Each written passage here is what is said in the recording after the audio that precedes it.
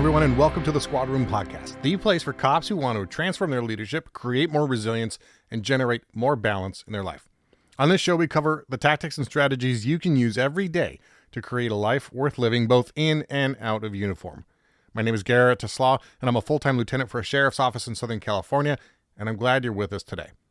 Before we get to our guest, I want to remind you of a few things. First, if you're on social media, make sure you're following us at The Squad Room and that you've liked our Facebook page. Also, make sure to join our Facebook group. Just search The Squad Room group to join. But most importantly is that you head over to thesquadroom.net and get signed up for our mailing list. People on that list get exclusive access to free resource downloads and a weekly email from me on things you need to know about. I also send out content that's exclusive to that list, so don't miss out on something that can help you in your life or in your job. Join our list at thesquadroom.net. This episode is sponsored by officerprivacy.com. In the age of the internet, social media, and smartphones, there's so much amazing information at our fingertips. I can research any topic or person I want to and learn all about them, their family, and way more information than I really should be able to. The problem is, people can do that research on us too. Whether we like it or not, our information is on the internet, out there for people to find, even the bad guys. Just accepting this and doing nothing isn't an option. We as cops have a giant target on our back these days. Sometimes that's literal and it's life or death, and other times it's just dealing with potential harassment. Either way, we don't want to expose our families to these risks. Being careful about what you post on social media doesn't go far enough. It's easy for a bad guy with an iPhone and free Wi-Fi to hunt you down. That's why officerprivacy.com exists. My friend Pete James is the founder, and he spent 25 years in law enforcement here in California, using much of his career to hunt down the criminals and evidence on the computers and the internet that we now use. Pete knows how easy it is to find you, and since he's one of the good guys, he can help. OfficerPrivacy.com offers 2 packages to choose from to help you clean up your side of the internet. Their premium service allows you to sit back and let the professionals do the work, where they will work to scrub the internet's top 50 people search sites that can expose your home address. Then they work to maintain your privacy by monitoring those same sites. If you show up again, they will remove you again. They also offer an at-home solution for those of you that have the time and the technical ability to do it yourself. I don't, so that's why I use their premium service, but you can do it all yourself using their proprietary software. You can remove yourself and your family members from these same top 50 people search sites on the internet, and then use the software to conduct audits as often as you'd like to make sure that you haven't been added back. To learn more about how you can keep safe, check them out at officerprivacy.com/the squad room. When you sign up through that link, you'll get a free USB data blocker, and your first month of monitoring is free. That's officerprivacy.com/the squad room. You know, when we think about the equipment we carry with us on our person, we often assume that it's our sidearm that's the most important. But I disagree. Sure, it's important. But think about how important your radio is and how often you use it. Statistically, you're likely to go your entire career without ever firing your sidearm. However, you won't go more than a few minutes in patrol without using your radio. It's your lifeline to the outside world. It's how we call for help, set up a perimeter, request an ambulance, or maybe a supervisor. And think about it. If you do end up using your sidearm on duty, it's very likely that the next thing you'll use is your radio to tell dispatch shots fired. Our radios are incredibly important to our jobs and to help keep us and our partners safe. And it's important to make sure that you're using quality equipment. We can't control the quality of the radio we're issued by our department, but we can often control some of the accessories that we use to make them better and make us safer. I'm proud that CommGear Supply is a sponsor of this episode. Head over to commgearsupply.com and you will see their massive inventory of microphones, earpieces, speakers, batteries, headsets, push-to-talk sets, and everything else you need to help you stay in comms and stay safe. Their customer service team will help you make sure you get the right accessories compatible with your system. Now here's the coolest part about CommGear Supply and why I'm so proud that they work with us. They have a line of duty protection warranty on many of their products. Yeah, that's right. If your gear ever breaks in the line of duty, they'll replace it. And prices are tax-free, and it's always free shipping on orders inside the U.S. and even to some parts of Canada. Go to commgearsupply.com right now and use that coupon code THESQUADROOM to get 10% off your order. Make sure you also follow them on Instagram at commgearsupply and let them know that you appreciate their support of the show. All right, my guest today is Tyler Ashley. Tyler is a guy that I learned about, as I do, I think, most things these days, online through through social media. And I when you get a follower, you get that notification on Instagram or whatever, and I like to find out more about some of the people who follow me. And I remember clicking on his profile and then kind of being blown away by his following, but also by the stuff that's out there and the message and the content, and followed him back and started a conversation. We chatted back and forth for a while, and lo and behold, turns out he's also a creative and up and coming and wonderful musician, in addition to being an LAPD officer. So Tyler, welcome to the show. I can't wait for this conversation. Hey, thanks for having me. Yeah, it was fun to find. You posted something kind of cryptic once, and it was one of your songs is being used by Mike Glover in his podcast, his excellent Yeah. podcast, as his intro music. Yes. And I did my digging, and figured out that you were the one who wrote the intro song, and that led me down the rabbit hole of finding your Spotify and listening to your music, and was really really impressed. And so I wanted to have you on to talk about music, but also just broader sense, the creative side of our lives, and how we often, in my experience, and I was telling you right before I hit record, about I was having this conversation just yesterday with a cop in the Chicago area, who is also in a band, and we were talking about how we tend to lose that creative side of ourselves as our life gets busier, as the job starts to take more and more of us, as we start to get more stressed out and we start to not take care of ourselves. We lose the creative side of ourselves, and how, my belief is we're all creative people. Humans are just a creative being, and we need a creative outlet. But you're taking it a step further, and really working on your career in music as you also work on your career at LAPD. So excited for this. Can you tell us a little bit about yourself, where you came from, and kind of your origin story, as it were? Yeah. So I was raised in Nashville, country music USA. So just growing up there, if you didn't sing or play an instrument, you were kind of in the out crowd. So at a very young age, I was in music groups. I remember in elementary school, middle school, I was in this group called Rhythm Regiment, and it was kids my age. It was up to high school age, and we would learn songs, and a lot of it was like 80s rock songs, right? Because the guy that led it, he was just obsessed with the 80s, and so we would do that, and we would sing. We'd put on these like once a semester performances. So we do that for the parents and whatnot. And so it just kind of gave me that bug of like, hey, like I really like music, and like I really like performing. And so that's kind of where it all stemmed from. Go to high school. I was in choir in high school. Go to college, and what's funny is in college I actually majored in musical theater. So Really? yeah, it's one of those degrees you can't really do much with afterward, but I kind of use it like a communications degree, right? Like I know how to talk to people. I have no problem talking in front of large crowds now. Totally. So did that, and then after college I moved out here in 2015, and finally found myself on the department a couple years ago.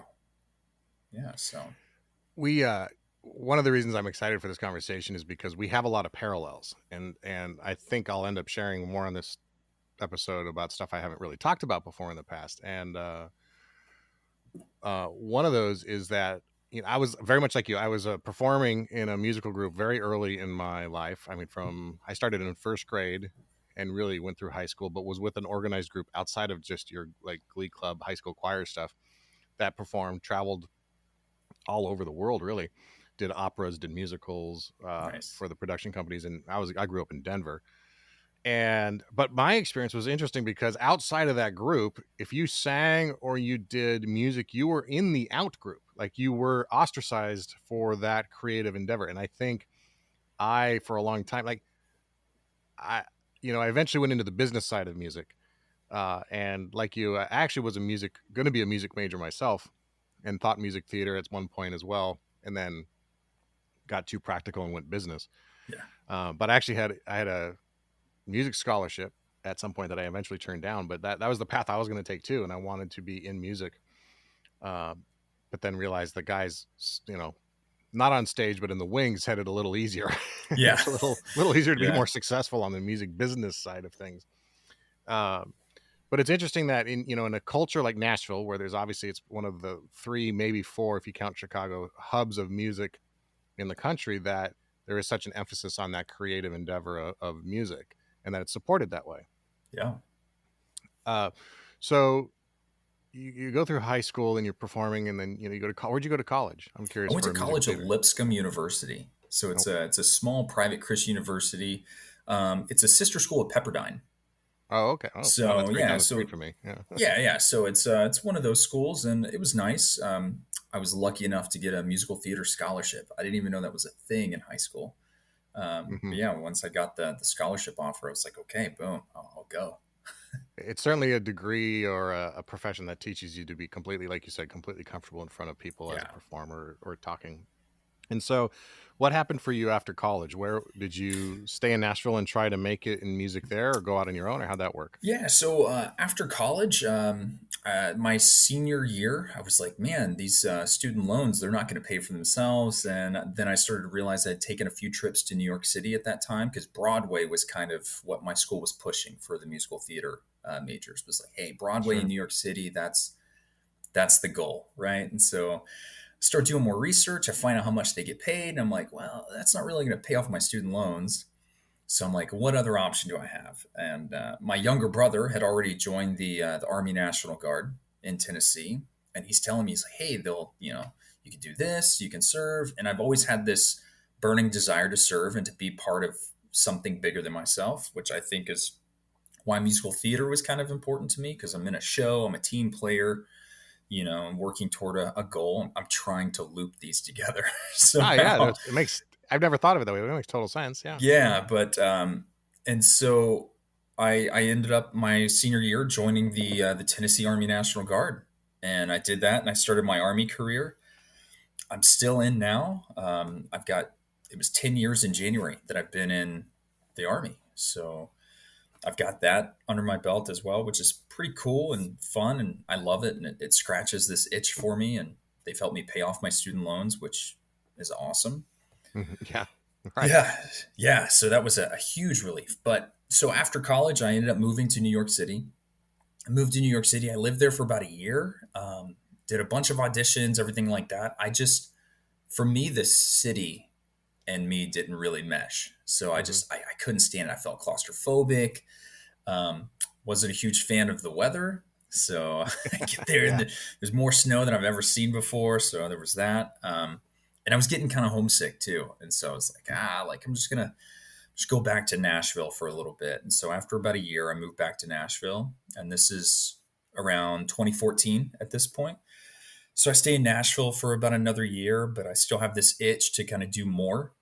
And my focus at the time was more acting. It wasn't music. I viewed myself as a actor who could sing versus a singer who acts on the side. Mm-hmm. And so took that and I'm like, well, what else can I do with this? And I had done some professional theater there in Nashville, Shakespeare, musicals, things like that. And so I was like, you know what? Like, I've got a good buddy that lives in Los Angeles. I'll move out to LA, crash on his couch for a month or two, kind of figure out, what's going to happen. So I did it. I made the move. I drove a U-Haul from Nashville to LA and crashed on his couch for a couple months, got my own place, and then just started doing auditions. And just that's kind of where it all started was that the acting for me never really took off until a couple years ago where I started to actually book like commercials and TV shows and things like that. But yeah, That's funny. There's another parallel there. After college, I also, a long time before you, moved to New York City and lived out there, and I loved it. I had interned out there for record labels when I was in college, so I had a dabbling of it, and I was prepared for it, I think. But you're right; it's a tough city to live in, yeah, obviously. Just in general, I wasn't a fan of the weather either. yeah. Trash days during the snow or during the summer were the worst, right? The summer you Um, could just smell everything that was on the sidewalk, and I couldn't do it. I remember one time in an August heat wave, so it's over 100 degrees and it's darn near 99.9% humidity. I was in the subway station on the Upper West Side, and you could see the condensation in the air inside the subway station. It was that Yeah, miserable. yeah, You could see the water in the air. Anyway, so then, yeah, so after New York, and I also then moved to LA to pursue more of the business side of music for me specifically. And I had a friend from high school crash on my couch as he came out here to try and take his hand at acting. And For people who aren't familiar, all the cutthroat and disheartening and all the things you hear about the process of trying to become an actor in LA is absolutely true. A Like, right? hundred It's percent, brutal. 100%. It's brutal. Uh, someone almost always has a good casting call or audition story. Do you have any of those from when you just got flat out rejected, right to your Yeah, face? so like I've only been a cop for a short time, right? And on the working patrol, people say some pretty mean things, and you Hmm. grow a thick skin and whatnot. But I think the meanest thing I've ever heard or anyone's ever said to me was actually during an audition. So I get up there and I'm like, hey, I know I can sing, right? Like, I know I'm good on this. And the audition was for a musical. And so what they would do is you would do a monologue. So it's like a 1 minute, you act for a minute, you recite whatever you memorized. And then you would sing about 30 seconds to a minute of a song, right? Hmm. So I do the monologue and then I go right into the song and I hit this really cool transition. So the monologue ended and the song kind of started with a similar line. So it was a very smooth thing. I practiced it. I was good to go, and I felt good.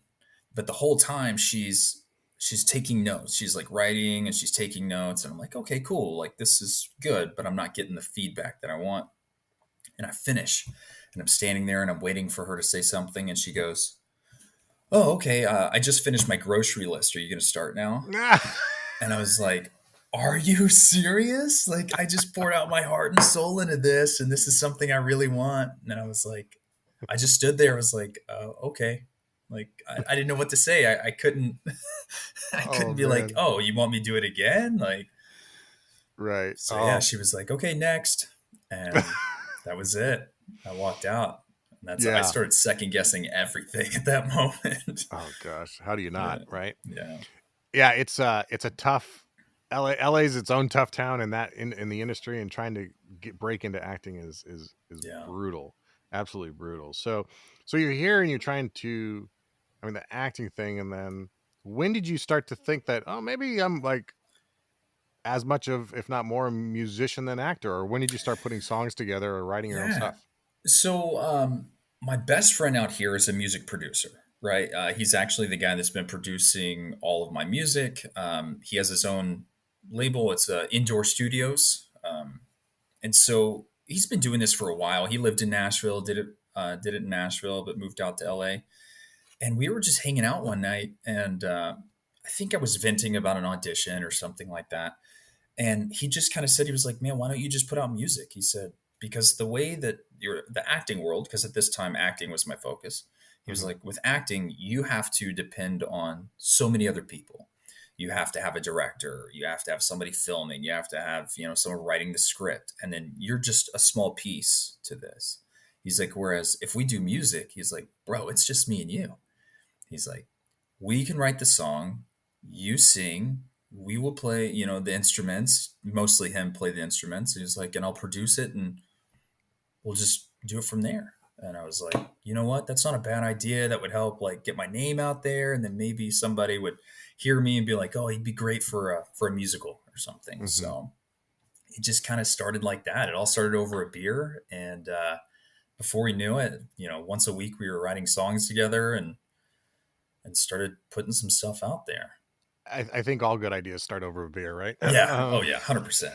It's amazing. It's amazing how because music used to be the same way. There was a huge barrier to entry, right? Like, Yeah. you had the record label, and you needed the A&R guy to get to like you, and you needed to get the entire label on board. And to get into music stores, back when we actually had record stores, you had to be on a label to get space on the rack. And like, Yeah. there was no way an indie artist was gonna break out. I mean, it happened on indie labels, but like, you couldn't just one off go to a printing press out your own CDs and get them into Best Buy. Like, that just didn't Yeah. happen. And now, like, one of the reasons I left music, I think in hindsight, was I didn't see this coming. I was one of the, as young as I was when this all happened, when like iTunes came out and MySpace and Napster and all that. And I was only in my early 20s. But I was like of the mindset that iTunes would never work, that no one wanted to listen to music digitally, that the brick and mortars were going to be around because people wanted to like touch and feel and read the liner notes. Turns out none of that's true, right? Yeah. And and so with that, and with the digitization of music, but also how fast technology has improved the ability to record at your home, and the audio software that you can run on a laptop now instead of a Yeah. 84 track studio, like all those things bring the barrier of entry down to the point where like even podcasts, like you can get yourself on Spotify and monetize, you can get yourself on iTunes and Yeah. monetize. It's totally different, but film is still the same way, right? It is still Yep. that same way where you have to be part of this bigger thing.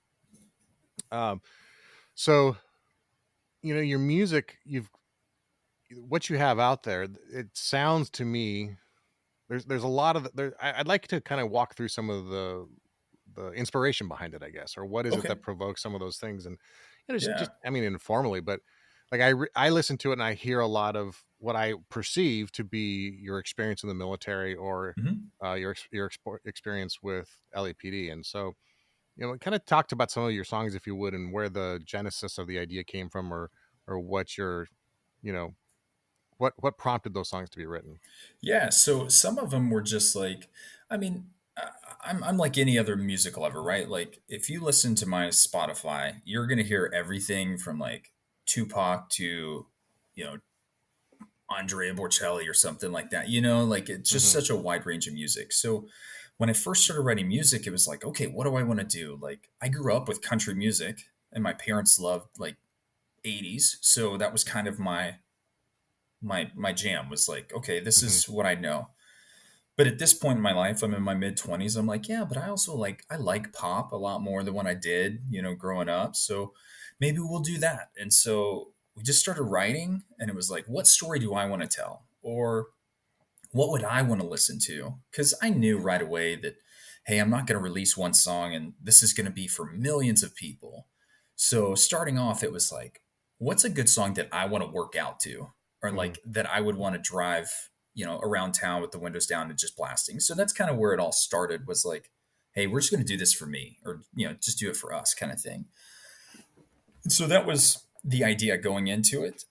One thing that I've done since starting this musical endeavor is, if I hear someone say something and I find it like super catchy, I'm like, oh, that'd be a cool lyric, or like that'd be a cool song title. I'll like take a note in my phone. So I've got like the notes in my phone are just full of like little one liners. And so Hmm. we're sitting around and we're like, hey, I've got this image of my head of this, and I've got a few one-liners that I feel like would fit that story. Let's try and build off of it. And so that's kind of how the very beginning phases of songwriting for me. That's how it started. And Hmm. so I had a mentor tell me, when it came to songwriting, because I felt like that was one of the hardest things, was just like, how do I tie this whole story together? How do I make it catchy and not too cliche? There's a lot that goes behind it.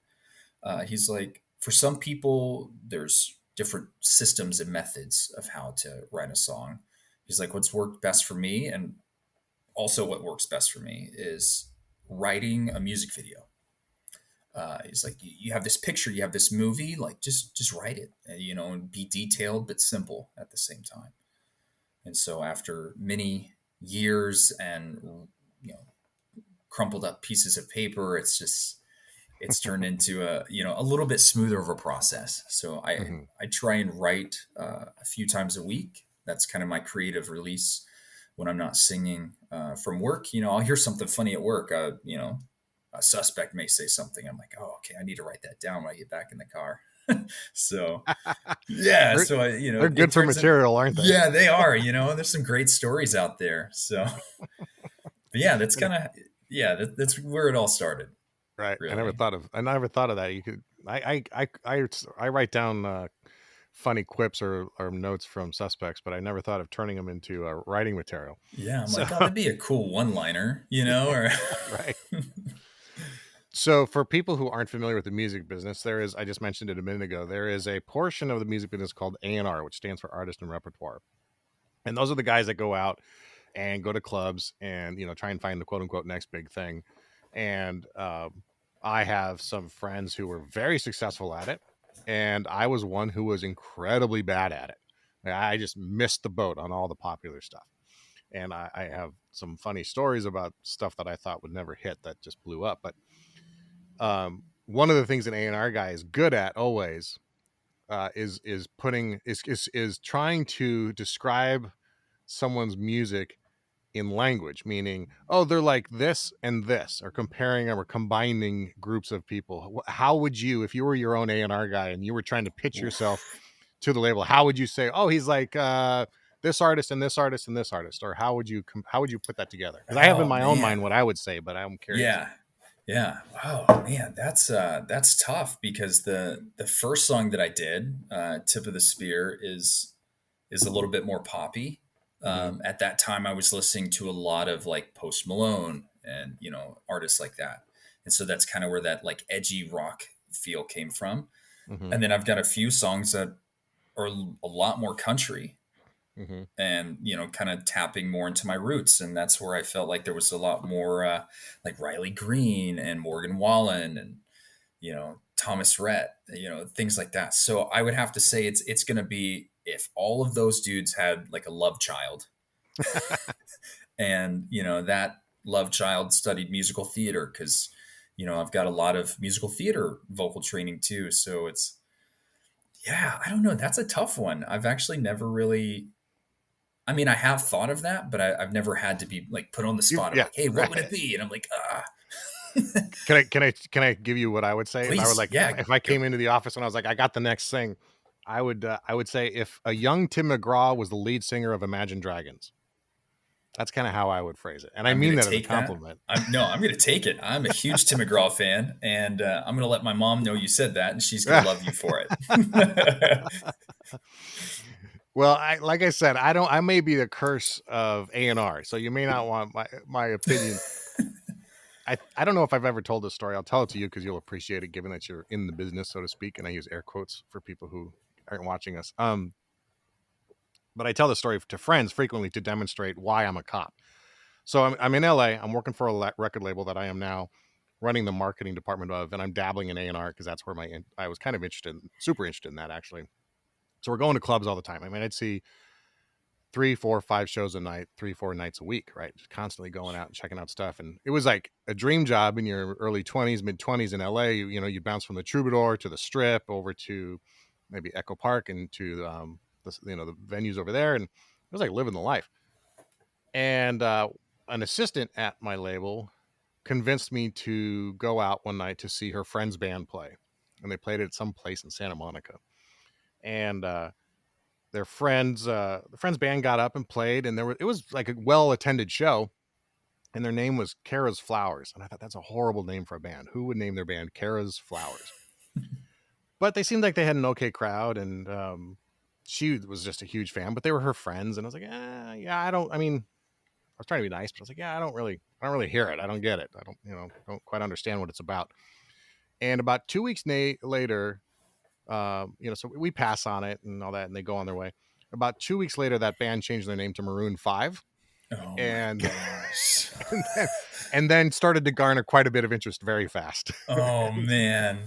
So I saw a very early Maroon 5 show when they were called something totally different and went, I don't hear it.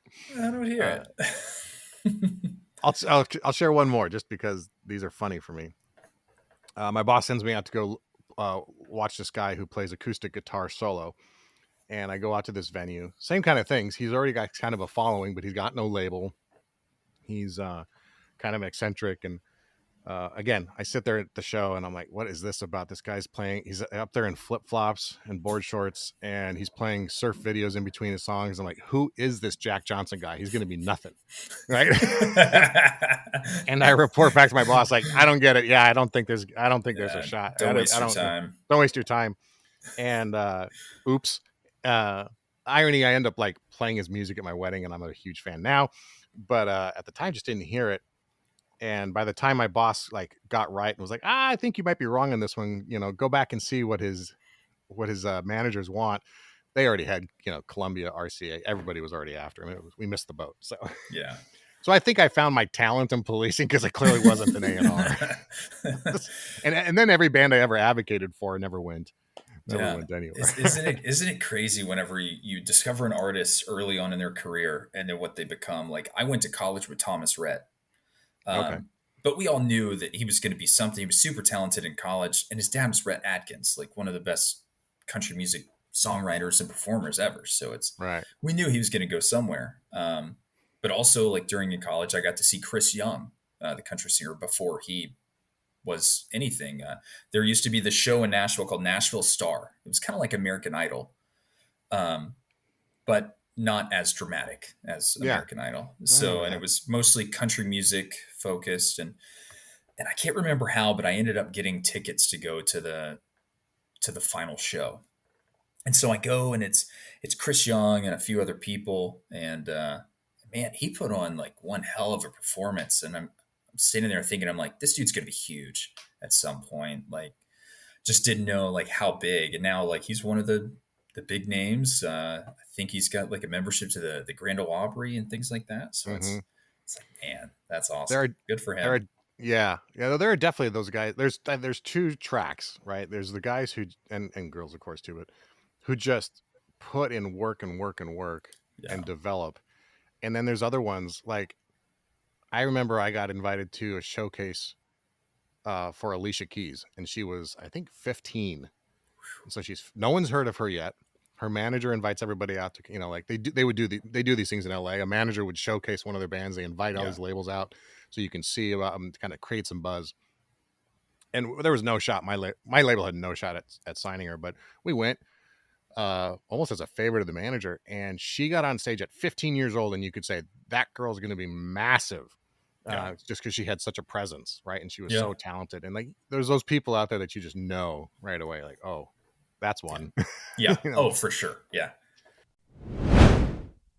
After the riots and unrest of the summer of 2020, I began to get increasingly concerned about the fact there's so much of my life that is out there accessible to the public. And yes, I know that I'm a public figure in some sort of way, but even then, it still makes me uncomfortable.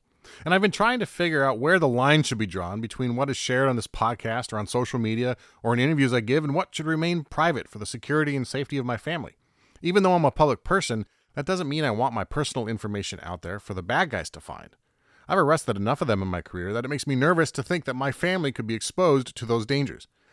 Not long ago, a suspect showed up at the front door of my partner's house, 45 miles away from the station. I've had enough of worrying about it and felt completely outmatched by the internet. I mean, it's the internet. Trying to take my name off of Google seems insurmountable, and I learned that honestly, it is. But there's a lot that we can do to protect ourselves, and that's removing our names from people's search sites and breaking the links between our home address and our names. I learned all this from my friends at officerprivacy.com, who are helping me to clean up my side of the internet. A quick Google search shows just a shocking amount of information about where I live, where I used to live, my family members, their names, their addresses, and even phone numbers. We need help protecting ourselves from the bad guys. You have partners on your beat, so get a partner on the internet. To learn more about how they can keep you safe, check them out at officerprivacy.com/the squad room. When you sign up through that link, you'll get a free USB data blocker, and your first month of monitoring is free. That's officerprivacy.com/the squad room. How many times have you damaged your gear while on duty? Chances are it's a lot. So why don't companies have a protection guarantee to replace gear that has been damaged in the line of duty? Gear Supply is the first and only tactical communication company that has a line of duty warranty that will cover the damages to some of your most critical communication gear. Every month, Gear Supply saves cops all around North America about $1,500 because they replace damaged gear due to cracked housing, pulled cables, water damage, and more. Me personally, I always pulled cables on my radio gear. From physical altercation to an accidental drop, Gear Supply has you protected with that line of duty warranty. You can find tactical headsets, push-to-talks, earpieces, mics, and so much more in their line of duty collection. You can also check out gear from Otto, Silynx, Invisio, and other reputable brands at the best prices available. You can also check out gear from Otto, Silynx, Invisio, and other reputable brands at the best prices available. Find all-time favorites like the Noise Barrier Micros from Otto or the XPR Push-to-Talk from Silynx. With year-round sales, tax-free prices, and free shipping, you're guaranteed to get quality communication gear at a fair price. Go to comgearsupply.com right now and use that coupon code THESQUADROOM to get 10% off your order. Make sure you also follow them on Instagram at comgearsupply and let them know that you appreciate their support of the Squad Room. So as you're, I could talk music all day and probably bore the audience to death, but we are cops, and that's the tone of the show. Yeah. And so as you're writing and producing your music and all that, you eventually make a decision to apply to for law enforcement. What was that decision like for you, and how'd that Yeah. process go? So like I said earlier, I've always had this burning desire to serve, right? I know how cliche that is in our career field, but um, yeah, I want to be a part of something bigger than myself. I want to serve. I want to help people. It's kind of the way I was raised, right? I was still in the National Guard like I am now, but I was working a full time position in the Guard. I was a recruiter, so I was a recruiter for the Army for a bit, and which was cool. It was a nice, office job. I made decent money, no stress. So for most people, you couldn't ask for more, right? But I was bored. I was sitting in the office and I'm just bored. I'm like, man, I don't want to be in here. I don't want to keep going to these high schools and talking to people. Like, I want to do something more. I want, I want adventure, right? I'm in the Army saying, I want adventure. And so I was talking to a good buddy of mine who works for another small agency here in LA, Inglewood PD. And he's like, hey, man, come on a ride along with me. I'm like, okay, yeah, I'll go on a ride along. I go on a ride along. Within the first 4 hours, I was hooked. I'm like, yep, this is it. And so I asked him, like, hey man, what do I do? Like, how do I apply? Like, where do I apply? And he's like, don't just apply here, but apply everywhere.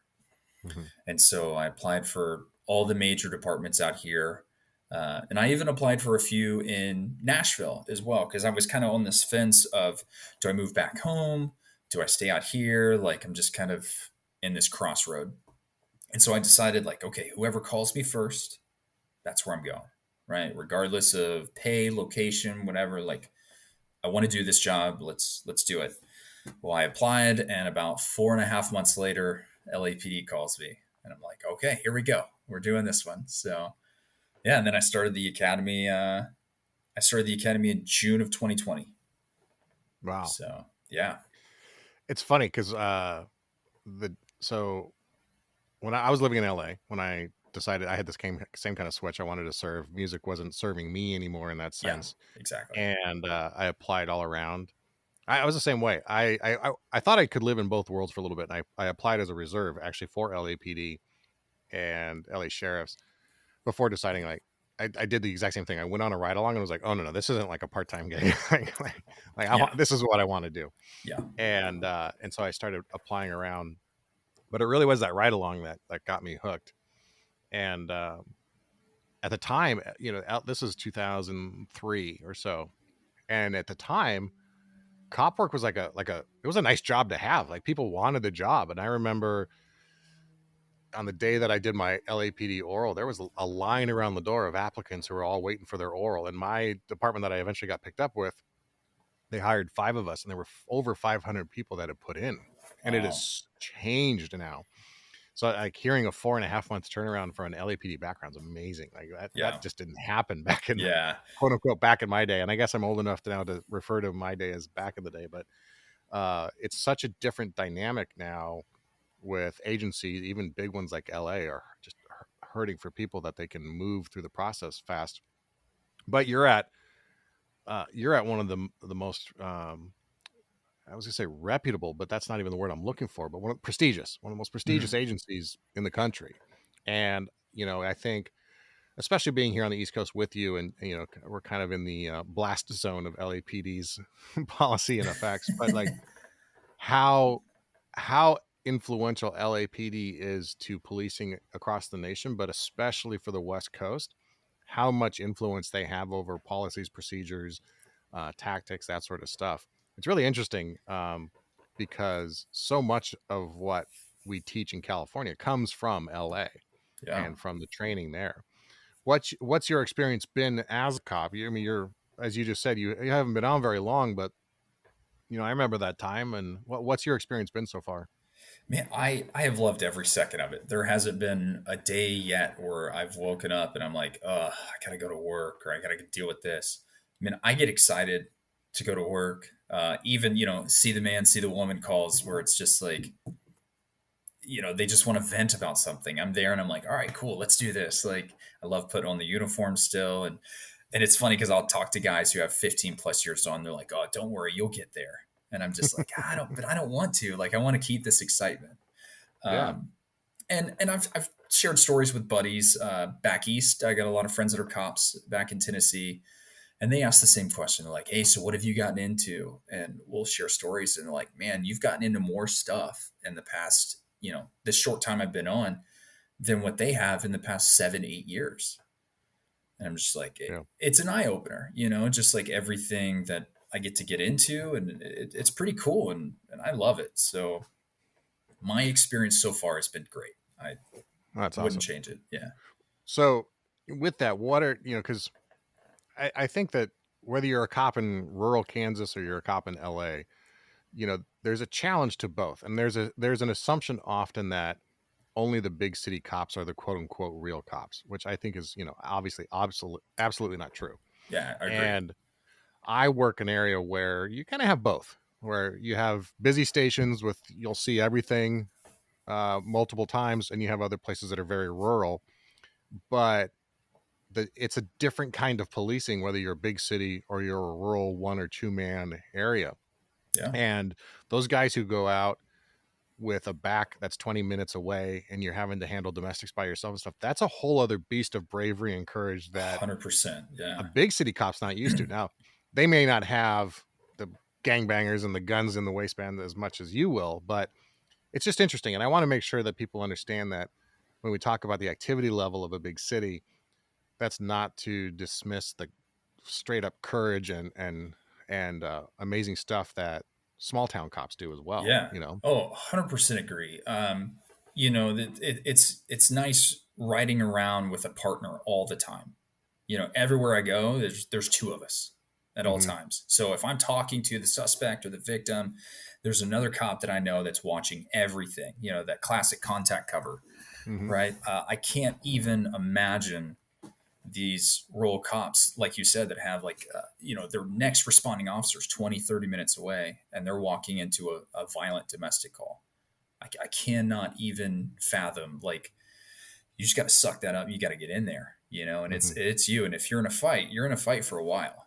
So yeah, I never want to take away from those guys, because that's, like you said, that's a whole nother level of police work.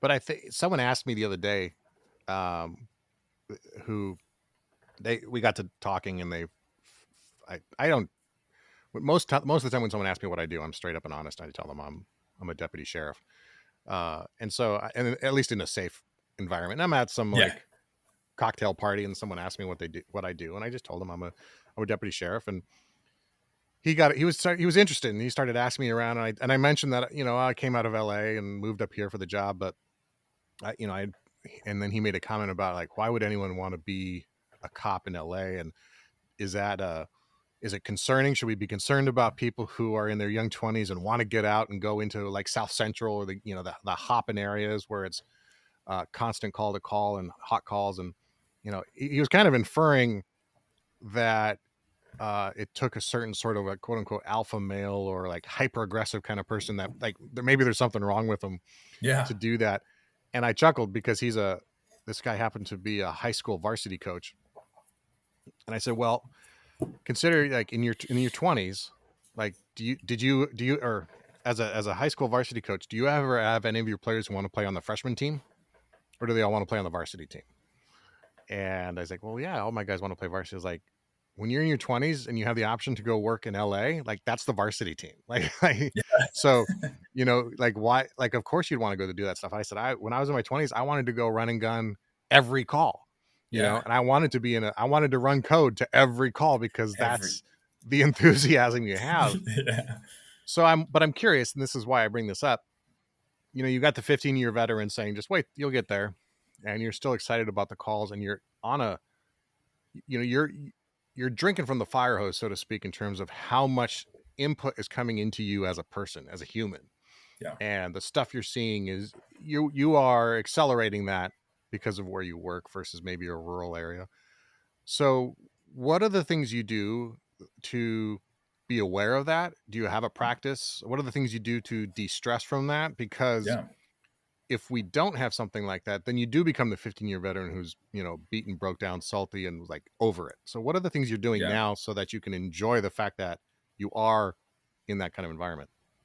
Yeah. I was so I do a few things, right? Like just like most cops I know, I work out. I Hmm. stay pretty fit. If it's a rough day, I'll come home and just knock out a good workout, right? Just kind of like push through that frustration or whatever.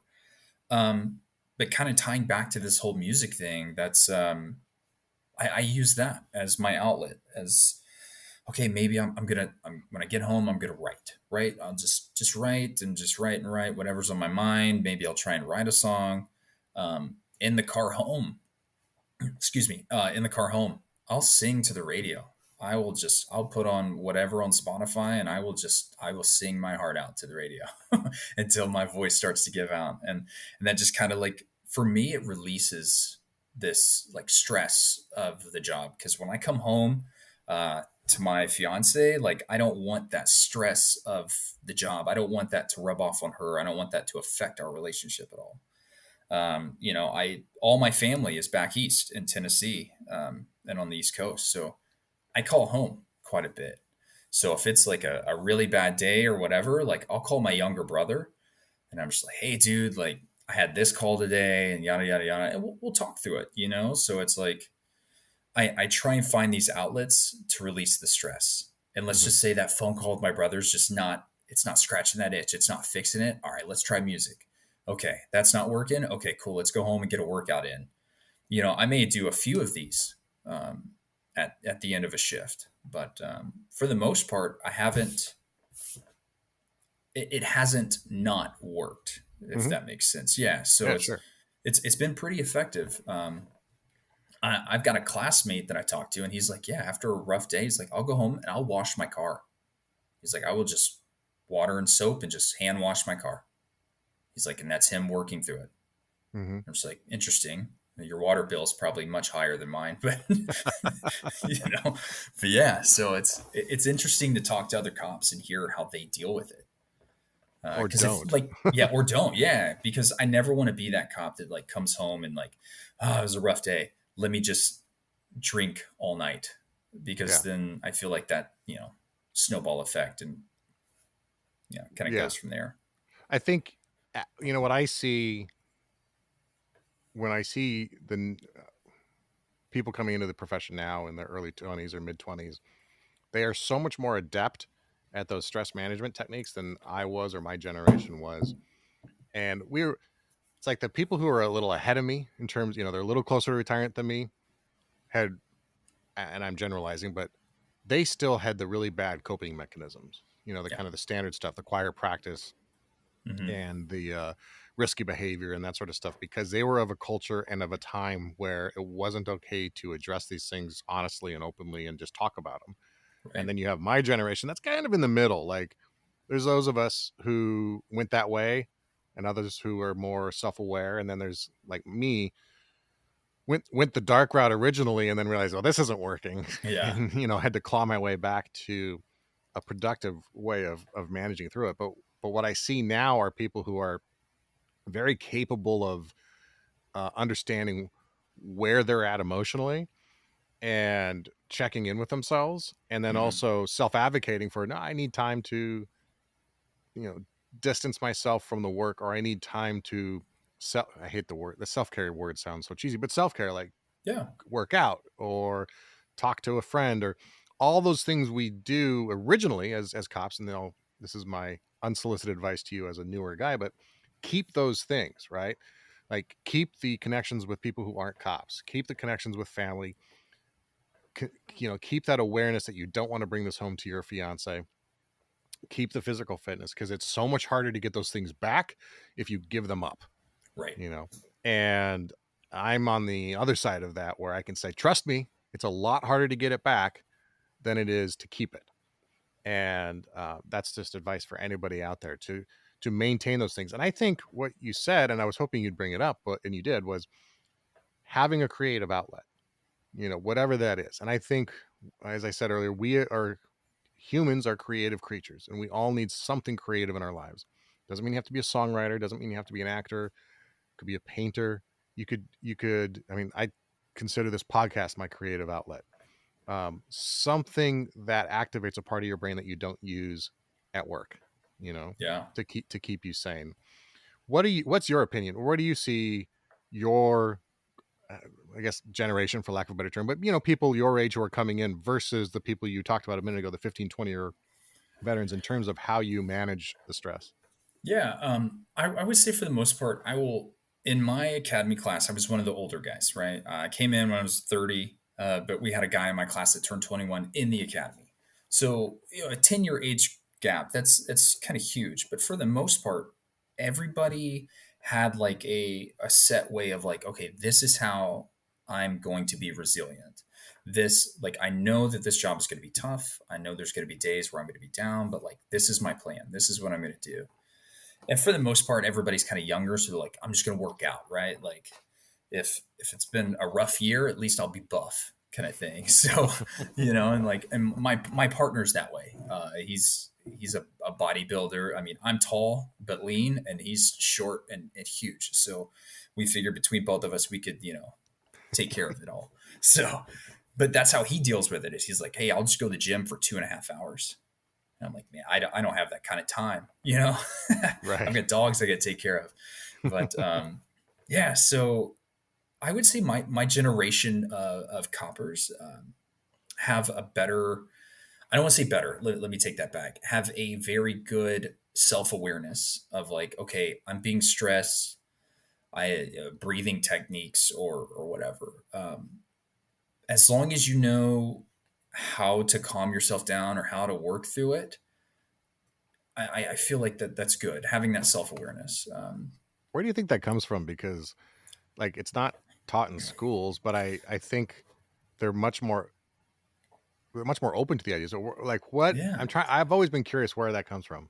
I actually I have no idea because I look at it from the army side too. When I joined the army in 2012, mental health and that mental awareness and just being stressed, that wasn't a huge thing.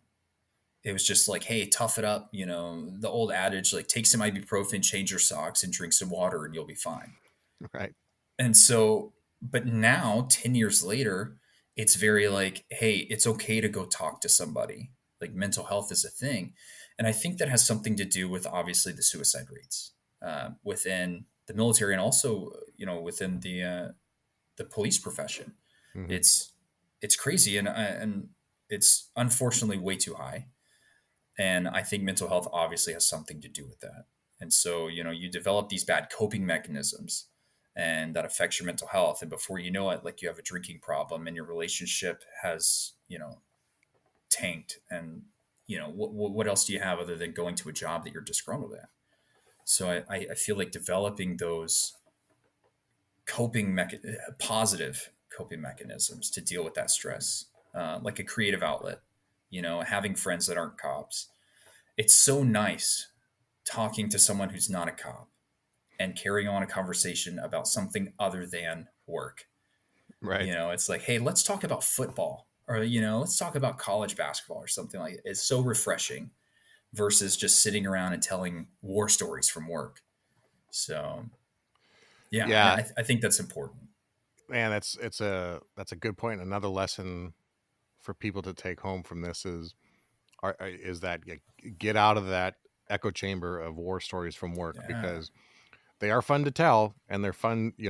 They're funny, and you could spend a whole night with other cops talking about it. But that just keeps you in that world, Yeah. and it keeps your body in that world too, in that fight or flight mode, Yeah. and just being able to walk away from it for even just a couple hours. It's just crucial, right? Yeah.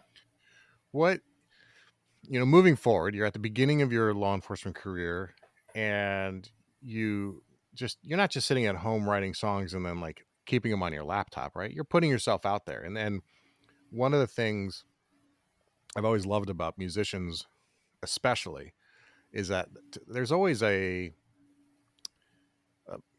a level of authenticity or rawness in what they're willing to expose about themselves that's greater than, say, acting. Acting, Yeah. yes, you're on stage, but you're playing a character, Right. and it's not the actor, but in music, and when a musician is good and is real and authentic, they are as exposed as a person as they can possibly be, right? And I think that's why people connect with music so deeply, is they see that person behind or in the music, rather, and they see themselves in the Yeah. music.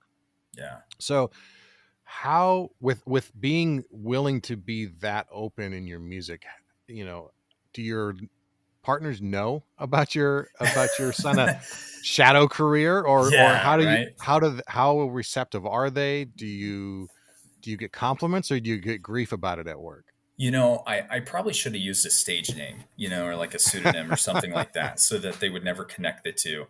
But yeah, so in the academy, you get the academy's 6 months long. You get to know everybody, and eventually everybody starts following everybody on social media, and before you know it, like the guy who's my partner now, we were in the academy together, and he's like, "Bro, you sing?" And I was like, "Yeah, yeah," just kind of like, "Yeah, it's a little whatever." And he's like, "Yo, I listen to some of your music, and I put it on my workout playlist." And this is the guy that goes to the gym for like 2.5 hours. So I'm like, "Hey, thanks. Like I appreciate it." That's kind of the start of the compliment. Mhm. And then before you know it, like my entire class knows. And I'm like, okay, cool, guys. Thanks. Like whatever. And then I became the cadence caller whenever we'd go on group runs. And so, 'Cause you got the okay, best fine. rhythm.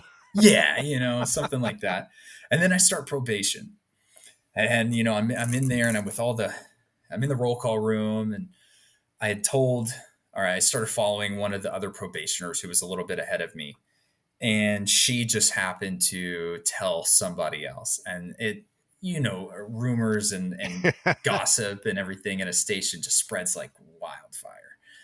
And so I'm sitting in the roll call room, and one of the sergeants comes in, and it's toward the end of it, and they're about to say, "All right, let's get out there." And she's like, "Oh, I just want to share something." She pulls out her phone, she starts playing one of my songs in the roll call room, and I'm just like, "Oh my gosh!" Like, I'm not embarrassed, but like I'm kind of like, ugh, Kind of embarrassed. kind of Yeah. embarrassed, Like I'm confident enough in my abilities. Like I'll get up and sing in front of anybody. I don't care. But it's just one of those things. Like I wish I'd have known this was coming, so I could have mentally prepared for this. So yeah, so some people know. I don't go around telling everybody, because when Right. I'm at work, like, hey, I'm a cop. Like this is what I'm here for, and this is what I want to do.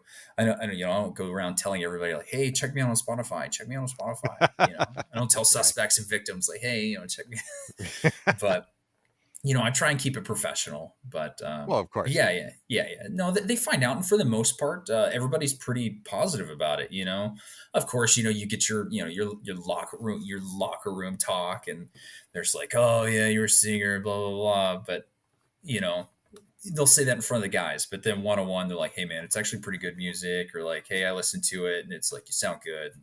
Keep it Yeah. up. Like, don't let this job be everything. Is what I've heard a lot. So That is a different response than I would expect, but also, it's great that your partners yeah, are acknowledging that the yeah, job isn't everything and that there's other things yeah. out there. And what's funny is I was talking to this guy, and he's close. Everybody's closer to retirement than I am, but he's got about 20 years on. So he's on the downward slope of his career. And he told me, he's like, hey man, years ago, like I would have told you like, hey, this job's everything. You have to live and breathe this. He was like, but after everything happened in 2020 and the way that the public kind of views law enforcement, he's like, don't let this job be your world. He's like, this is a job. It's a career for sure. He's like, but show up, do the job to the best of your ability. But when you go home, you take that uniform off, the job stays here.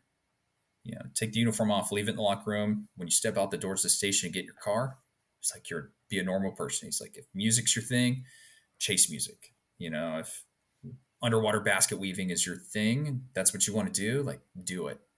So, and I just kind of took that advice. I was like, yeah, I appreciate that. It was nice having that affirmation. Just reaffirming what I had already kind of assumed. So That that is truly the best advice you'll ever get in your career. yeah, As someone who is, again, closer to that retirement age than you, like, if I could give myself that same advice, I would. And um, I think anybody can learn from that, and it would be absolutely spot on. yeah, my academy classmate, we were texting back and forth just recently. He's injured and out with surgery, and I just came back from a long medical leave because of back problems, and we were chatting back and forth on text message, and he asked me, if you could give yourself one sentence of advice, if you could go back in time and give yourself one sentence of advice, and you would listen to it, what would it be? And I thought that was an amazing question, and I had to think about it for a minute, but I think I said some version of, this job is going to change you in ways you don't realize at the time, so be careful and take care of yourself in all those forms. And really what that means is, don't give up those things about yourself that aren't the job, Yeah. and leave that job at work. And that's what I tell people now is, like, get changed at the station. Even the simple fact of changing your clothes is a psychological trigger that you are now transitioning back to you Yeah. as the person, not you as the cop. Yeah. That's fantastic advice for anybody. Yeah. Tyler, as we wrap up, where can people find out more about you? Where can they listen to your music? Where can they follow you on socials so that they can learn when you get signed to your massive record label deal and start touring stadiums? Yeah, well, on Instagram, it's at _Tyler Ashley. I know that kind of sounds a little self arrogant, but Tyler Ashley was already taken, so had to spice that up a little bit. So yeah, at _Tyler Ashley. In there, there's a link that with a link to all my music on Spotify. But you can, if you just search Tyler Ashley in Spotify, Apple Music, all those major streaming services, you should be able to find me with ease. So Tip of the Spear is your most popular song on Spotify. That's the one that Mike Glover uses on his yeah, show, and then I think my personal favorite is I Can't. But yep. some good ones on there. When can we expect more music from you too? Not to put So pressure on right you, but now, right now we're still writing. Just kind of want to develop a good book, if you will, of songs, so that whenever I can hit the studio, we can knock a few out and maybe just kind of have like a few months of releases. So you just just use kind of. such a musical theater term right there too. The book. I know. It's hard to For, shake. I I haven't know done it's it. funny. I know It's most people wouldn't know what you just said, but yeah, but you're triggering my own memory. So for everyone, a book is like the music for a musical, or like a Broadway yeah. show kind of thing. Like, that's the book. That's the book. So yeah, Tyler, a lot of fun talking with you. We'll put your links for everything for everyone to find you in the show notes, so they can just check that as they're listening to this episode and click the links to Spotify and to listen to all your music. I love what you're doing. I think you got a great attitude about the career, but also about life. I think you're incredibly talented. I really do. The one thing, because I was a singer myself, and the one thing I was good at as an A&R guy, or the one thing I keyed in on, and that was always a trigger for me, was the quality of the voice of the singer. A band could be great, but if the singer's not dialed in, it's never going to work. And you really do have an incredible voice, a unique voice, and I have no doubt that your music career will continue along with your cop career. So good luck to Thank you, you. and thank Thank you you. for being with us today. Yeah. Thanks for having me. Thanks for listening to today's episode. If you're new to the show, make sure you check through our catalog of episodes, because you're going to find some amazing guests and some great actionable ideas you can take into your day. Also, I want to offer you something I'm very excited about, and it's absolutely free. It's my Tactical Tuesday newsletter. Every Tuesday, I want to bring you a few tactics, tips, and strategies to help you succeed in the week ahead. It may be a book I want to share, some gear I found useful, an inspiring quote, or anything else I think you'd like. To sign up for the Tactical Tuesday email list, you can visit thesquadroom.net/Tactical Tuesdays, or just text your email address to 805-364-2331. That's 805-364-2331. If you didn't catch that, check the show notes for this episode, and you can find it there, and I promise we won't sell or spam your email address. Before we wrap up, I have a challenge for you. If you got something out of this episode, if you were inspired by our conversation today, I want to challenge you right now to take a photo of your podcast player as you're playing this episode, and I want you to share it with 3 friends, people who you think need to hear what we talked about today. Send them this episode and recommend that they listen to it. Also, please consider leaving a review on the podcast player of your choice. If you have a few seconds, please leave a comment with your review, because it really helps us spread the word about the show, and it helps more cops find the valuable lessons that we have here. Also, join us on Facebook at our Facebook group, follow our page, and on Instagram at The Squad Room. Special thanks to our sponsors for today's episode. First, officerprivacy.com. If cleaning up your name on the internet and making it harder for criminals to find you is important, check out the deal they have for you at officerprivacy.com/the squad room, where you'll get a free USB data blocker and 1 month of free monitoring when you sign up. Also, special thanks to CommGear Supply. If you're looking for the best prices and industry-leading warranty coverage on your radio equipment, make sure you check them out and use the coupon code TheSquadroom to get 10% off your order. Also, there are some other great companies who support the podcast and support you as well. Go to thesquadroom.net/support to see exclusive deals from Signature Coins, Hard to Kill Fitness, Onnit, Ranger Up, Hardhead Veterans, and Audible. And if you're looking for the best fitting ballistic helmet that exceeds NIJ standards and won't break the bank, check out hardheadveterans.com and use the coupon code SQUADROOM to get $20 off your helmet. All right, until next time, take care of each other and stay safe.